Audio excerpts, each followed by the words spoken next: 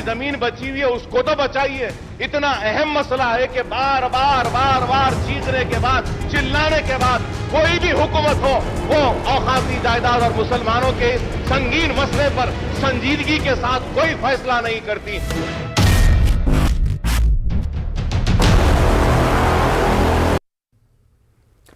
आदाब नाजरीन, मैं हूं सैयद अहमद जिलानी। इस हफ्ते की बड़ी बहस में आज बात करेंगे औकाफी अराजियात पर सरकारी कब्जों और एक बार फिर कब्रिस्तान पर डबल बेडरूम मकानात की तामीर की तजवीज़ की।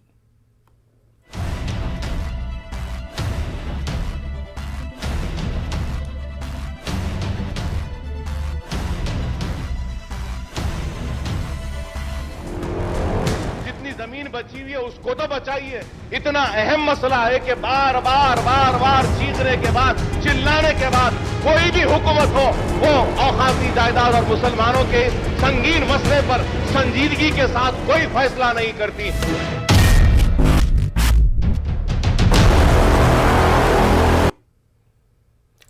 नाजरीन, तेलंगाना में औकाफी अराजियात का कोई पुरसाने हाल नहीं है। 50% से ज्यादा अराजी पर खुद हुकूमत ने ही कब्जा कर लिया है। हद तो यह हो गई कि अब कब्रिस्तानों पर हुकूमत की नजर है। पहले ही शहर के कब्रिस्तान तंग दामनी का शिकवा कर रहे हैं। ऐसे में रियासती वुज़रा, हुक्मरान जमात के MLA कब्रिस्तान की अराजी पर डबल बेडरूम मकानात तामीर करना चाहते हैं। चंद दिन कबल रियासती वजीर श्रीनिवास यादव ने कवाड़ीगुड़ा के कब्रिस्तान में डबल बेडरूम मकानात की तामीर की कोशिश की थी और अब हुक्मरान जमात के रुकन असम्बली डी नागेंद्र खैरताबाद के इलाके भोले शाह साहब मक्ते में मौजूद कब्रिस्तान की अराजी पर डबल बेडरूम मकानात की तामीर के लिए कब्रिस्तान का जायजा भी लिया था। कब्रिस्तानी समाजी तंजीमों के एहतजाज के बाद मामला ठंडा हो गया। KCR हुकूमत सरकारी अराजियात को फरोख्त करते हुए हजारों करोड़ रुपए हासिल कर रही है, मगर डबल बेडरूम मकानात तामीर करने के लिए औकाफी अराजियात हासिल करना चाहती हैं। मजलिसी फ्लोर लीडर अकबरुद्दीन अवैसी ने औकाफी अराजियात के तहफ़्फ़ुज़ का हुकूमत से मुतालबा किया है। असेंबली में अपने खिताब के दौरान अकबरुद्दीन अवैसी ने कहा कि 50% औकाफी अराजियात पर सरकारी इदारे कायम है। उन्होंने कहा कि असर और रसूख रखने वाले कई अफराद औकाफी अराजियात पर कब्जे किए हुए हैं। अकबर अवैसी ने औकाफी अराजियात पर से कब्जों को बर्खास्त करने और मौजूदा अराजी के तहफ़्फ़ुज़ की हुकूमत से अपील की। असेंबली में अकबरुद्दीन अवैसी के इल्ज़ामात अहम हो जाते हैं क्योंकि ये इल्ज़ामात असेंबली में बहस के दौरान लगाए गए हैं। KCR हुकूमत अब औकाफ की तबाही और कब्जों के इल्ज़ामात का कैसे दिफा करेगी। आइए अकबरुद्दीन अवैसी का ये बयान जो असेंबली में दिया गया है, जो इल्ज़ामात लगाए गए हैं, देख लेते हैं इसको। मुसलसिल कह रहा हूं साहब, 25 बरस से चीख रहा हूं, चिल्ला रहा हूं और कह रहा हूं कि औकाफी जायदादें, लेकिन हुकूमत के ऊपर कोई जू नहीं पड़ती है। कोई इस मसले पे संजीदगी के साथ गौर नहीं किया जाता है। वक्फ बोर्ड को लॉक किया गया, बंद किया गया, लेकिन क्या हुआ बताइए साहब। आज बड़ी बड़ी कंपनियां आ गए, मल्टीनेशनल कंपनियां आ गए, एयरपोर्ट्स आ गए हैं, लेकिन मुसलमान वहीं पर खड़ा है। मैं स्पीकर साहब आपसे पुरजोर मुतालबा करता हूं कि CBCID इंक्वायरी करवाइए, या नहीं तो मैं ये भी कहूंगा कि CBI इंक्वायरी करवाइए या फिर सिटिंग जज के जरिए इंक्वायरी करवाइए कि कितने जमीनात हैं, कौन कब्जेदार हैं और कितनी जमीन बची हुई है। जितनी जमीन बची हुई है उसको तो बचाइए। इतना अहम मसला है कि बार बार चीखने के बाद, चिल्लाने के बाद कोई भी हुकूमत हो वो औकाफी जायदाद और मुसलमानों के इस संगीन मसले पर संजीदगी के साथ कोई फैसला नहीं करती। तो ये बयान है अकबरुद्दीन अवैसी का। अब आखिर में अकबरुद्दीन अवैसी को यह कहना पड़ रहा है कि जो बची हैं कम से कम उसको बचाया जाए।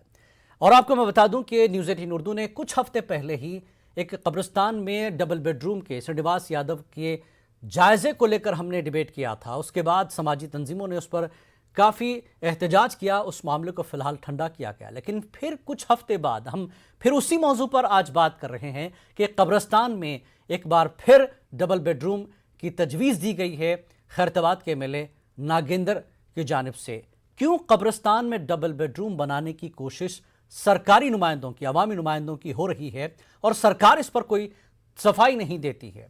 और आखिर में असेंबली में अकबरुद्दीन अवैसी को यह कहना पड़ता है कि कम से कम जो जायदादें औकाफ की हैं, जो कब्रिस्तान है, उसको बचाया जाए।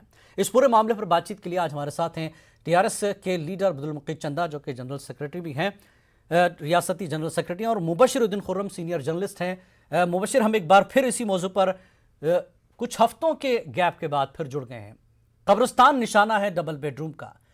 क्या सरकारी स्कीमों को लेकर कब्रिस्तान अब निशाना बनेंगे? मुकीद चंदा, कैसी तजवीज है सरकार के नुमाइंदे की?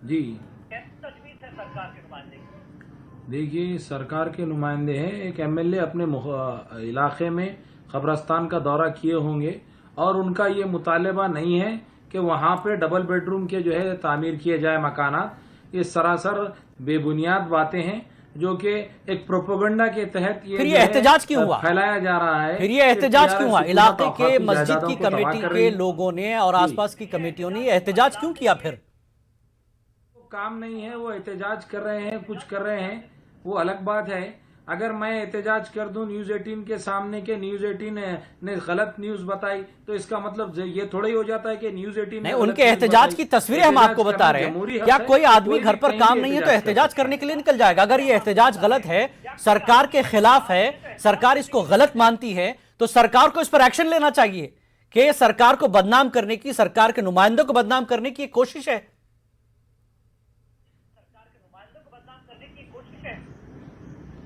बिल्कुल बिल्कुल सर, अब ये लोगों के पास कोई काम नहीं है, कोई मुद्दा नहीं है।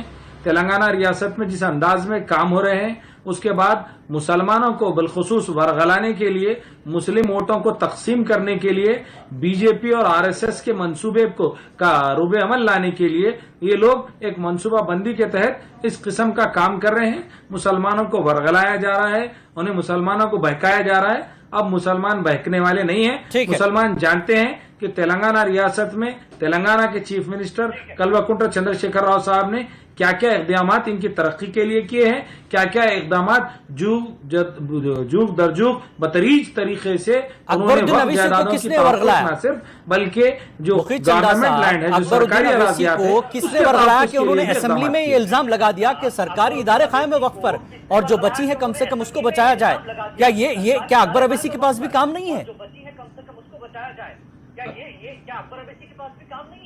देखिए साहब, अकबर अवैसी साहब कोई सनद नहीं है।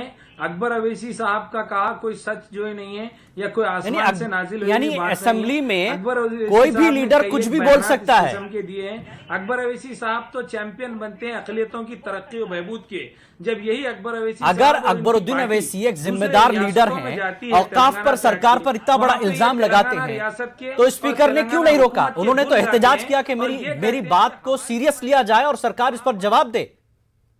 मुसलमान खुशहाल है। अगर तेलंगाना के मुसलमानों की तरह तुम भी खुश रहना चाहते हो तो मजलिस को यूपी में जिताओ, बंगाल में जिताओ, बिहार में जिताओ। ये वहां जाकर इनके बड़े भाई ये कहते हैं ठीक है यहाँ पर आके, वो हमारा मुद्दा नहीं है, वो कहाँ जाते हैं, क्या करते हैं। हमारा तेलंगाना से मतलब है और औकाफ से मतलब। मुबशिरुद्दीन खुर्रम, आप दूसरी बार इसी तरह के डिबेट पर जुड़े हैं। हमने औकाफ पर कई बार बात की है। श्रीनिवास यादव का मामला सामने है आपके।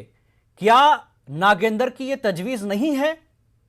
क्या मक्ते के लोगों ने जो एहतजाज किया वो झूठ है, वरगलाया गया है उनको? ये एक मिनट, जो ये मौसूफ हैं, शायद ये असेंबली की प्रोसीडिंग्स नहीं देखते और असेंबली के फ्लोर की अहमियत का इन्हें अंदाजा नहीं है। डी नागेंद्र खैरताबाद के एमएलए असेंबली में ये डिमांड कर रहे हैं, ये सजेशन दे रहे हैं और ये कह रहे हैं कि कोई तजवीज नहीं है। और मिनिस्टर तलसानी श्रीनिवास यादव सुल्तानपुरा कवाड़ीगुड़ा कब्रिस्तान का दौरा कर रहे हैं, चेयरमैन वक्फ बोर्ड दौरा कर रहे हैं। और हेलो जी जी, आपकी आवाज पहुंच रही है। जी मुबशिर बताइए। हेलो जी, आपकी आवाज आ रही है मुबशिर, अपनी बात जारी रखें। असेंबली के फ्लोर पर ये बातें हो रही है और जी बिल्कुल, असेंबली के फ्लोर पर जब ये बात हो रही है तो उसे ये कहा जा रहा है कि ऐसा कुछ नहीं है। मिनिस्टर जब कॉन्वे के साथ अपने ऑफिशियल्स के साथ, वक्फ बोर्ड के ऑफिशियल्स के साथ कब्रिस्तान का दौरा करके डिमांड कर रहे हैं कि कब्रिस्तान की जमीन दी जाए डबल बेडरूम के लिए, तो अकबरुद्दीन ओवैसी की अगर कल की स्पीच अगर आप देखते हैं तो उसमें उन्होंने ये कहा कि 50% से ज्यादा वक्फ प्रॉपर्टीज पर गवर्नमेंट काबिज है जी। सिर्फ 50% नहीं, अब तो लीगल कब्जा करने की कोशिश की जा रही है, लीगल ग्रैबिंग हो रही है। ये टेम्ब्रिज के स्कूल्स के लिए जी वक्फ बोर्ड की प्रॉपर्टीज देने के लिए, वक्फ प्रॉपर्टीज देने के लिए वक्फ बोर्ड रेजोल्यूशन पास करता है। एमएलएस मिनिस्टर्स डबल बेडरूम मकानात के लिए वक्फ प्रॉपर्टीज मांग रहे हैं, कब्रिस्तान की जमीनें मांग रहे हैं। किस तरह से प्रोटेक्शन हो सकता है, कैसे प्रोटेक्शन किया जाएगा वक्फ प्रॉपर्टीज का? आखिर में अकबरुद्दीन ओवैसी को यह कहना पड़ा कि आप कोई स्कीम ना दें, हमारी प्रॉपर्टी हमें वापस दे दें, हमारे वक्फ प्रॉपर्टीज हमें दिलवा दें, हम खुशहाल हो जाएंगे। हुकूमत ने कोई खैरात नहीं दी। अगर कोई स्कीम चला रही है तो किसी एक के लिए, सिर्फ मुसलमानों के लिए नहीं चलाई जा रही है। जो लोग ये बातें कह रहे हैं कि तेलंगाना में मुसलमान खुशहाल है, तो सिर्फ मुसलमान खुशहाल नहीं है, सबके लिए स्कीम चल रही है। शादी मुबारक अगर मुसलमान के लिए चल रही है तो दलितों और दीगर पसमानदा तबकात के लिए कल्याण लक्ष्मी स्कीम चल रही है। ओवरसीज स्कीम अगर मुसलमानों के लिए चल रही है तो उसी तरह दूसरे तबकात के लिए भी चल रही है। लेकिन प्रॉपर्टीज लेने की जब बात आती है तो क्यों सिर्फ वक्फ बोर्ड की प्रॉपर्टीज ली जा रही है? मैं आपको जिलानी साहब एक बात यहाँ पे तवज्जो दिलाना चाहूंगा। एक हफ्ता पहले तेलंगाना टुडे न्यूज़पेपर के फ्रंट पेज की फ्लैश न्यूज है जी, जिसमें हिंदू इंडोमेंट की मोर देन 1700 एकड़ प्रॉपर्टीज को वापस लिया गया, जिन पर कब्जा हुआ था। 1700 एकड़ से ज्यादा प्रॉपर्टीज वापस ली गई है। ठीक, तेलंगाना में 7000 एकड़ से ज्यादा प्रॉपर्टीज को वापस लेने के इकदाम किए जा रहे हैं। हिंदू इंडोमेंट के साथ ये रवैया और वक्फ प्रॉपर्टीज को टेम्ब्रिज के नाम पर, कभी डबल बेडरूम के नाम पर हासिल करने की कोशिश, ये कौन सा तरीका है? जी मुकीद चंदा, मुबश्शिरुद्दीन खुर्रम ने बहुत ही तफसील से कल के वाक़े की बात बताई और जिस तरह से कब्जे हो रहे हैं और हिंदू इंडोमेंट के साथ एक रवैया और मुस्लिम वक्फ के साथ एक रवैया, क्या है सरकार का ये रवैया? क्या औकाफ के लिए मुस्लिम जायदादें, कब्रिस्तान पर अब सरकार की नजर है, मुसलमानों को देंगे कुछ नहीं लेकिन कब्जे करेंगे उस पर।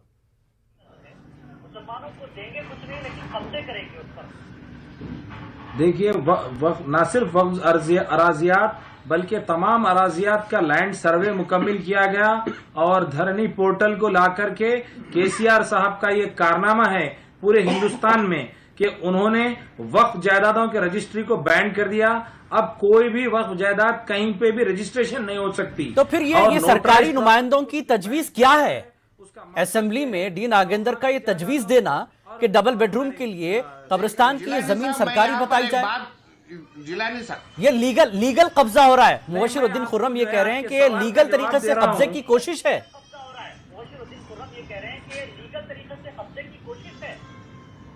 लीगल तरीके से कब्जे की कोई कोशिश नहीं। चलिए, मैं मुबश्शिरुद्दीन खुर्रम साहब को दावत देता हूं कि वो बता दें कि अब तक लीगल तरीके से कहां क्या कब्जा किया। असेंबली में तजवीज का क्या मतलब है? टीआरएस की हुकूमत ने असेंबली में इस तरह की तजवीज का मतलब क्या है? कहीं पे कब्जा किया है या इलीगल तरीके से किया है तो बताइए। असेंबली में इस तरह की डी नागेंद्र की तजवीज का मतलब क्या है?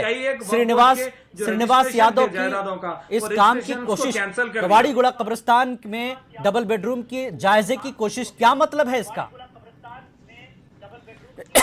माफ कीजिए।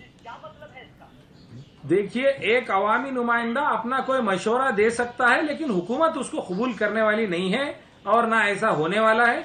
कोई भी कुछ भी बोलने के लिए हिंदुस्तान आजाद है, यहाँ के नुमाइंदे आजाद है, वो उनको पता नहीं होगा, वो कुछ तरीके से बोल दिए होंगे, लेकिन ऐसा कोई बात नहीं है। लेकिन एक सीनियर लीडर हैं डी नागेंद्र, कल के एमएलए नहीं है, 20-25 साल से वो एमएलए हैं, उनको क्या औकाफ के बारे में पता नहीं है? और श्रीनिवास यादव के साथ मैं आपको यहाँ पे सलीम साहब का दौरा, क्या सलीम साहब को भी पता नहीं है वक्फ की जगह है ये?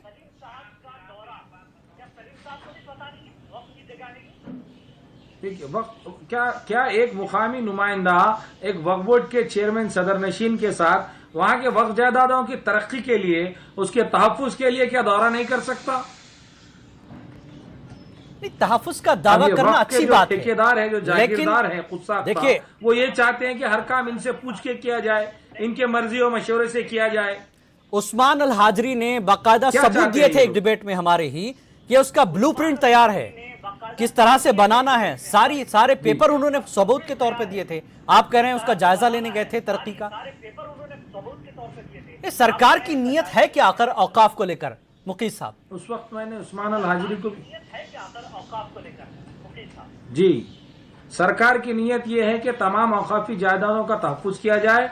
वो तहफ़्फ़ुज़ हर तरीके से किया जाए, चाहे वो व्हाइट कॉलर कब्जेदार हो या जो है ब्लैक कॉलर कब्जेदार हो या कोई और सरकारी ओहदेदार हो, अवामी नुमाइंदा हो या मुसलमानों का अपने आप को ठेकेदार कहने वाला हो। तो क्या कब्रिस्तान पर डबल बेडरूम बनाकर वक्फ की जमीन पर नहीं हो सकती? ये तहफ़्फ़ुज़ है?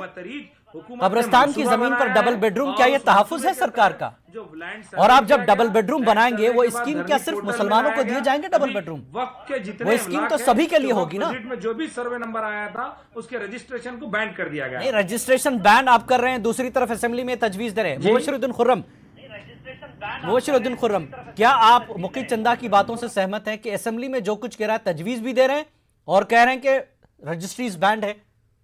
कोई जायदाद लीगल तरीके से सुनिए मुबशिर खुर्रम, रजिस्ट्री बैन होने से कुछ नहीं होता। जी, मैं आपको यहाँ पर क्लियर कट वक्फ प्रॉपर्टीज को पहले समझने की जरूरत है। वक्फ प्रॉपर्टीज का मंशा वक्फ क्या होता है जी। मैं यहाँ पर सिर्फ ये एक कब्रिस्तान की जमीन पर डबल बेडरूम स्कीम की बात नहीं कर रहा हूँ। पिछले वक्फ बोर्ड के इजलास में वक्फ बोर्ड ने ये रेजुलेशन पास किया है कि TMREIS Telangana state minority residential schools के लिए जी वक्फ प्रॉपर्टीज दिए जाएंगे। भाई कौन से ट्राइबल वेलफेयर के स्कूल्स चलते हैं, सोशल वेलफेयर के स्कूल्स चलते हैं, किसके लिए आपने कौन सी प्रॉपर्टी ली? गवर्नमेंट अपनी लैंड दे, क्यों वक्फ बोर्ड से मांग रही है लैंड? अगर जरूरत आप महसूस कर रहे हैं कि इनकी अपनी इमारतें होनी चाहिए तो गवर्नमेंट की इमारतें जमीनात हैं जी। गवर्नमेंट की जमीनात करोड़ों रुपये में फरोख्त की जा रही है। बिल्कुल, सवाल यही है, सरकार अपनी सरकारी जमीन को की हालत करोड़ों में हराज कर रही गरीब की है। और जब मुसलमानों की तरक्की की बात आती है, टिमरीज का हवाला मुबशिरुद्दीन खुर्रम दे रहे हैं, उसमें वक्फ बोर्ड में रेजोल्यूशन पास हो रहा है। क्या वक्फ मंशा वक्फ का ये कहीं से कोई दावा है कि साहब हमारी वक्फ की जमीन पर आप मुसलमानों के लिए हॉस्टल बना दें, स्कूल बना दें? मंशा वक्फ के खिलाफ क्या सरकार काम नहीं कर रही है? अगर वक्फ बोर्ड भी रेजोल्यूशन दे रही है तो यह भी गलत है। मुकीद चंदा, मंशा वक्फ में ये हो कि मिल्लत के तालीम के लिए जायदाद अगर वक्फ दो दिन पहले तो बिल्कुल उस पर मदरसे बनाए जा सकते हैं, उस पर स्कूल बनाए जा सकते हैं, उस पर कॉलेज बनाए जा सकते हैं। अगर उसका मंशाए वक्फ तदफीन के लिए है या मसाजिद के लिए है या दीगर किसी मकसद के लिए वक्फ किया गया है तो फिर उस पर ना तो वक्फ बोर्ड ऐसा रेजोल्यूशन पास करने वाला है ना काम होने वाला है। अगर किसी साहिब खैर ने मिल्लत की तालीम के लिए मंशाए वक्फ को ही इस बात का रखा हो कि मिल्लत को तालीम दी जाए इन जायदादों के जरिए से, तो बिल्कुल वहां पर सबसे पहले दीनी मदारिस जाएंगे। क्या टिमरीज जो है स्कूल है वो सरकार की स्कीम के तहत एक स्कूल है, तो क्या वक्फ की जमीन पर सरकार यहाँ पर ऐसे तालीमी इदारे कायम कर सकती है? बड़ा सवाल। जी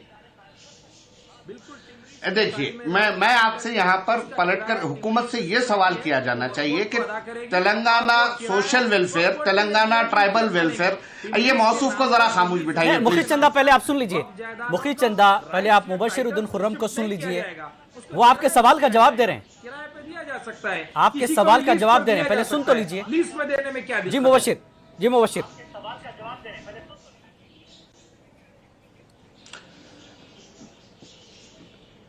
तेलंगाना ट्राइबल वेलफेयर के स्कूल्स चलाए जा रहे हैं, उनकी इमारतें हैं। तेलंगाना सोशल वेलफेयर के स्कूल्स हैं, उनकी इमारतें हैं। ये किसकी अराजियात पर बनाई गई हैं? ये जब गवर्नमेंट की अराजियात पर बन सकती है तो माइनॉरिटी वेलफेयर का नाम आते ही क्यों वक्फ बोर्ड की जमीन पे दीदे लाल होते हैं? वक्फ बोर्ड की हालत ऐसी हो गई है कि गरीब की जोरू सबकी भाभी। तलसानी श्रीनिवास यादव आ रहे हैं, खबरस्तान दे दो। डी नागेंद्र आ रहे हैं, खबरस्तान दे दो, डबल बेडरूम बनाना है। टेमरिज से AK खान आ रहे हैं, जमीन दे दो, स्कूल बनाना है। क्यों वक्फ बोर्ड की ही जमीन, क्यों नहीं गवर्नमेंट से जमीन मांगी जाती? गवर्नमेंट ने मुसलमानों के लिए कितनी जमीन अब तक दी है? कितने मुखी प्रमुख चंदा। लैंड्स है मुखी चंदा, दीगर SC, दीगर STs तबकात के के लिए जो लिए, स्कूल SC, बनाए जा रहे STs हैं के वो लिए सरकार उन्हें की कत्ल जमीन है या करने फिर के दूसरी लिए जमीनों जमीनें पर? दी जाती है। मुसलमानों के लिए वक्फ का मसला क्यों? वक्फ की जमीन क्यों सरकार अलग से क्यों नहीं देती जैसा दूसरों को दे रही है? ये नरी सादालोही है। मैं ये कहना चाहूंगा कि वक्फ की जायदादें मुसलमानों की तरक्की के लिए है। अगर वक्फ की जायदादें इस बात के लिए वक्फ किया गया है, उसका मंशा वक्फ ये है कि उसको तालीम के लिए इस्तेमाल किया जाए मिल्लत के, तो बिल्कुल इस्तेमाल किया जाएगा। हमारे पास एक निजाम है औकाफ का, उसके तहत हमारे पास अगर दस्तयाब है तो जरूर इस्तेमाल किया जाएगा। हमको दूसरों से मुकाबला इस बात पर नहीं करना है कि उनको कहां से मिला।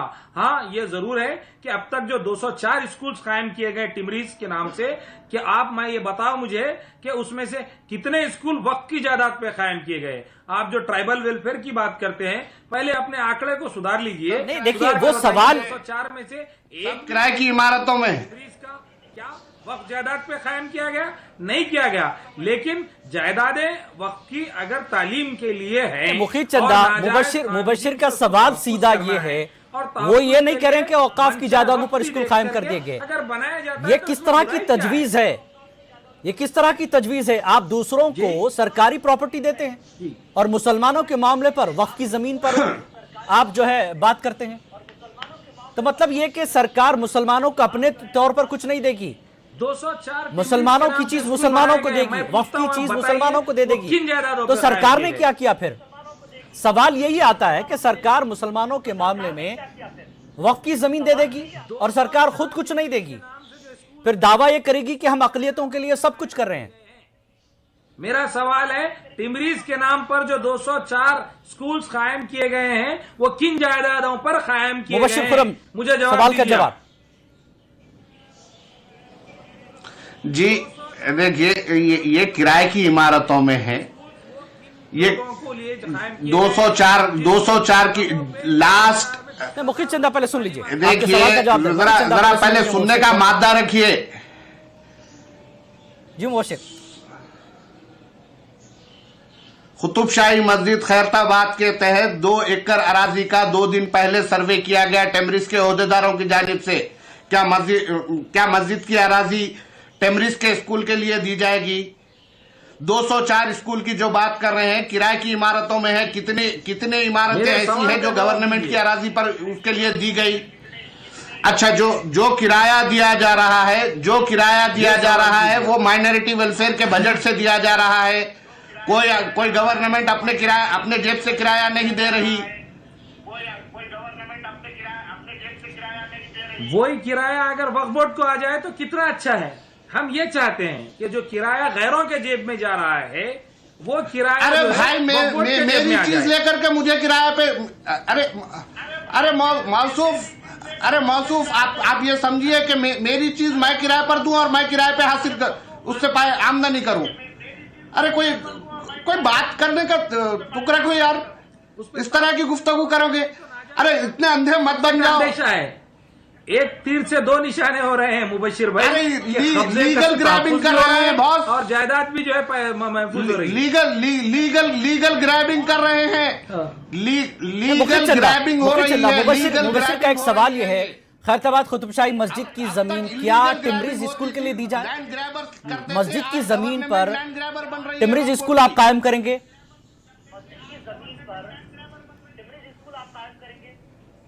देखिए, मैं बार बार ये कह रहा हूं सर्वे कि नहीं जो किया गया? किसी साहिब खैर ने मिल्लत की तालीम के लिए वो अलग चीज है, उस पे वो तो वक्फ बोर्ड करेगा ना, वो वक्फ बोर्ड करेगा, सरकार क्यों करेगी? सवाल यही है मुखी चंदा, आप समझ नहीं पा रहे हैं सवाल को। उसमें स्कूल, मुखी चंदा पहले आप सवाल समझिए। वक्फ के लिए वक्फ कमेटी है और वक्फ कमेटी वक्फ मंशा के तहत काम करेगी, न कि सरकार करेगी। सरकार वक्फ पर काम करके और मुसलमानों के जो है वाहवाही लूटने की कोशिश करेगी। वक्फ कमेटी है ना, वक्फ बोर्ड है इसके लिए, मंशा वक्फ के तहत काम करने के लिए वक्फ बोर्ड है, सरकार नहीं।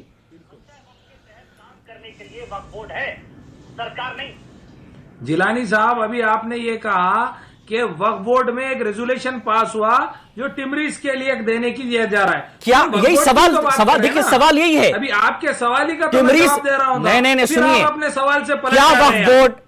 वक्फ बोर्ड इसका मजाज है कि सरकार के इशारे पर टिमरीज के लिए जमीन दे? इसका मजाज है कि सरकार के इशारे पर टिमरीज के लिए जमीन दे। देखिए आप हम जो है घूम के वहीं आ जा रहे हैं कि सरकार का कोई इशारा नहीं है। टिमरीज के या दीगर तालीमी इदारों को मुस्लिम बच्चों के, मुस्लिम नौनिहालों के तालीम के लिए जायदादों की जरूरत है, और अगर कोई मुस्लिम साहिब खैर ने वक्फ किया है ठीक है मिल्लत की तालीम के उसूल के लिए, तो वो जो बेकार पड़ी हुई जमीन है उसको इस्तेमाल में लाया मुबशिर उद्दीन खुर्रम, मिल्लत को तालीम से उससे आरास्ता सीधा किया जाए सवाल, और उसको आगे क्या बढ़ाया जाए। वक्फ बोर्ड मंशाए वक्फ के तहत इस तरह की कोई बात हो तो क्या उस पर इस तरह का रेजोल्यूशन दे सकती है? और अगर मंशाए वक्फ ऐसा कुछ नहीं कहा हो तो क्या वक्फ बोर्ड इस तरह का रेजोल्यूशन पास कर सकती है? ऐसी चीजें तैयार की जा सकती है वक्फ की जमीन पर? मुबशिर,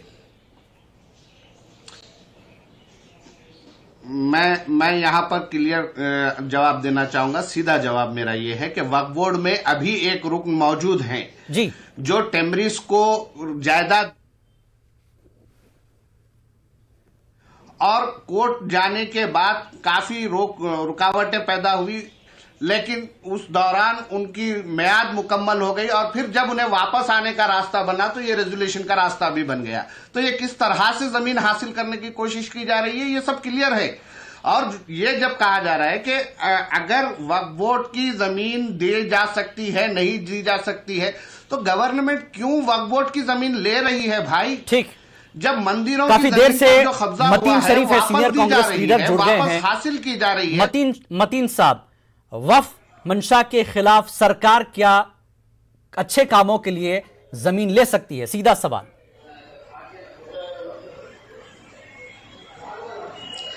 देखिए, अच्छे कामों के लिए ज़मीन लेना इनका एक बहाना है। इन लोग कई ऐसे हज़ारों एकड़ ज़मीन वक्फ बोर्ड के तेलंगाना में मौजूद है जिस पे सरकार कोई काम नहीं करना चाह रही। मैं कई ऐसे केसेस है जो मैं पर्सनल मेरे एडवोकेट्स को लगा के वक्फ बोर्ड के पीछे फिर छोड़ के मैं हाई कोर्ट के पीछे फिर के मैं काम करवा रहा हूँ। तो ये अच्छे कामों के लिए गवर्नमेंट ज़मीन लेना चाहिए, मगर उसका बराबर रेंट देना चाहिए, और जो ज़मीन कब्जे में है, लेकिन वक्फ की जमीन सरकार ले सकती है। सवाल है, 10 सेकंड, सेव करके एग्रीमेंट करना चाहिए। वक्फ की जमीन होती है किसी को रेंट पे देने के, उससे फायदा उठा के उससे जो है सो अगर। मतीन साहब, आप काफी देर से जुड़े हैं, बहुत माजरत के साथ, लेकिन एक बात तो है कि मंशाए वक्फ के खिलाफ सवाल यही है कि क्या वक्फ बोर्ड कोई काम कर सकता है या सरकार? यह खुद जायजा ले वक्फ बोर्ड और सरकार, और औकाफी जायदादों और कब्रिस्तानों पर दोबारा इस तरह की तजवीज़ न दी जाए, हम उम्मीद करते हैं। मुकीम चंदा, मुबशिर उद्दीन खुर्रम और मतीन शरीफ साहब, बहुत बहुत शुक्रिया इस डिबेट में शामिल होने के लिए। आदाब।